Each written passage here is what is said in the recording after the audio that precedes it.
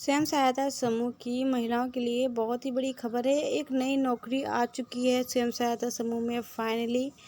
वो है सीनियर आईसीआरपी की, जिसे हम बीओसीआरपी भी कहते हैं। तो चलिए जानते हैं इसके बारे में डिटेल से आपको कि कितनी नौकरियां आई हुई हैं, कितनी वैकेंसी आई हुई है, कौन कौन आवेदन कर सकता है। पूरी जानकारी डिटेल से देंगे, इसलिए पूरी वीडियो को ज़रूर देखिएगा। चैनल पर नया है तो सब्सक्राइब जरूर कर लें, लाइक और शेयर करना ना भूलें। आप सभी को बता देना चाहेंगे कि एक गांव में आवश्यकता अनुसार एक से अधिक भी ग्राम संगठन हो सकते हैं, जिसके बारे में मैंने पहले भी वीडियो में आपको बताया हुआ है। ग्राम संगठन की जो मुख्य जिम्मेदारी होती है वह गरीब परिवारों को समूह के साथ जोड़ने की होती है। वित्तीय सहायता उपलब्ध कराना, समूहों को बैंक लिंकेज से सहायता करना, समूह के सदस्यों को उनके हक और अधिकारों की जानकारी देने के साथ साथ सामाजिक एवं जीविकोपार्जन मुद्दों पर भी चर्चा करना। आप सभी को बता देना चाहेंगे कि हर जनपद यानी कि हर जिले के प्रत्येक विकास खंड को न्यूनतम 5 और अधिकतम 10 सीनियर आईसीआरपी संगठन का गठन या चयन करके मिशन मुख्यालय को अवगत कराने के निर्देश जारी किए गए हैं मुख्यमंत्री श्री केशव प्रसाद मौर्य जी के द्वारा। ठीक है, हर जिले के हर विकास खंड में, ठीक है, यानी कि एक ब्लॉक में 5 या उससे अधिक 10 यानी कि 5 से मतलब कम से कम 5 या फिर 10 आईसीआरपी ग्राम संगठन का चयन किया जाएगा और मिशन मुख्यालय को अवगत कराने का भी आदेश दिया गया है। नए चयनित सीनियर आईसीआरपी टीमों का प्रशिक्षण पूर्ण कराकर ग्राम संगठन के गठन के लक्ष्य को ससमय पूर्ण कराना सुनिश्चित होगा। गांव में स्वयं सहायता समूह के बाद ग्राम संगठन द्वितीय स्तर की संस्था होती है ना। पहले समूह बनते हैं, फिर ग्राम संगठन बनता है, इसी तरीके से आगे बढ़ता है प्रोसेस।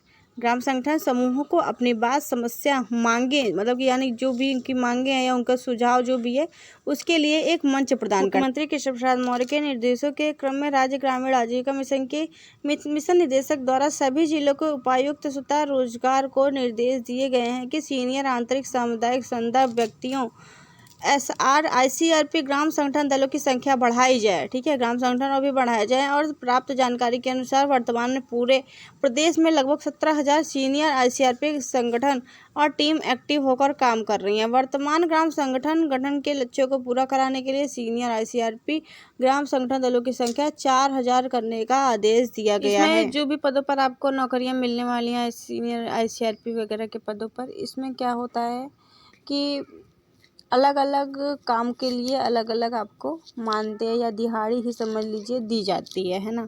तो जैसे कि अगर आप अपने ज़िले स्तर पर काम करना चाहती हैं, ज़िले में जाके काम करना चाहती हैं, तो आपको 600 रुपये मिलेगा एक दिन का। इसके बाद और अगर आप अपने ब्लॉक में काम करना चाहती हैं तो आपको 400 के आसपास मिलेगा। और अगर आप दूसरे ब्लॉक में जाके काम करना तो दूसरे ब्लॉक में काम करने के लिए आपको 500 रुपये प्रतिदिन के हिसाब से दिया जाएगा। तो अलग अलग कामों के लिए अलग अलग पैसा दिया जाता है, इसमें किसी का फिक्स नहीं होता है ना। अब जैसे कि ग्राम संगठन तो बन के तैयार हो जाता है और आईसीआरपी की नौकरी भी आपको मिल गई, ग्राम संगठन भी बन गया गाँव में। तो इसमें क्या होता है कि कुछ सामान भी खरीदने पड़ते हैं। जैसे आप समूह बनाती हैं तो उसमें सरकार 2500 रुपये देती है ना, जैसे बक्सा, दरी और उसके बाद रजिस्टर हो गया, स्टाम्प हो गया, कॉपी पेन हो गया। तो इन सभी चीज़ों के लिए सरकार 2500 रुपये देती है। और इसमें भी जैसे कि ग्राम संगठन में भी पैसा सरकार देती है सामान खरीदने के लिए, और वो भी राशि 2500 ही होती है। ठीक है, और इसमें आपको दरी हो गया, कंबल हो गया, टार्च हो गया, खाने के बर्तन, छाता, सोलर लाइट, गद्दा, तकिया, चादर हेतु आपको ये 2500 रुपये दिया जाता है। क्योंकि क्या होता है कि जैसे आईसीआरपी वगैरह दीदी हैं तो जैसे उनको दूसरे ज़िले में जाके काम करना है, दूसरे ब्लॉक में जाके काम करना है, तो उनको वहाँ पर टिकना भी पड़ता है ना। तो वो व्यवस्था तो ग्राम प्रधान वगैरह करा देते हैं, उनके टिकने की व्यवस्था, रुकने की व्यवस्था। तो इसलिए इन सब चीज़ों का होना उनके लिए बहुत ज़रूरी होता है, जिसके लिए सरकार देती है। भत्ता ही समझ लीजिए, एक प्रकार से भत्ते के रूप में ये पैसा आपको दिया जाता है सरकार के द्वारा। कुछ इस तरीके से दीदी भर्तियां यहाँ पर होने वाली हैं और उत्तर प्रदेश के सभी जिलों में यहाँ पर भर्तियां होंगी। हर ब्लॉक में लगभग 5 से 10 पदों पर यहाँ पर भर्तियां निकाली गई हैं। बाकी आप किस ज़िले से हैं, किस ब्लॉक से, हमें कमेंट करके ज़रूर बताइएगा। और इसमें कम से कम आपको बता दें 8वीं क्या 10वीं पास होना बाकी बहुत। वीडियो को ज़्यादा से ज़्यादा शेयर करें, चैनल पर नहीं आया तो सब्सक्राइब कर ले। मिलते हैं अगले वीडियो में नीचे के साथ।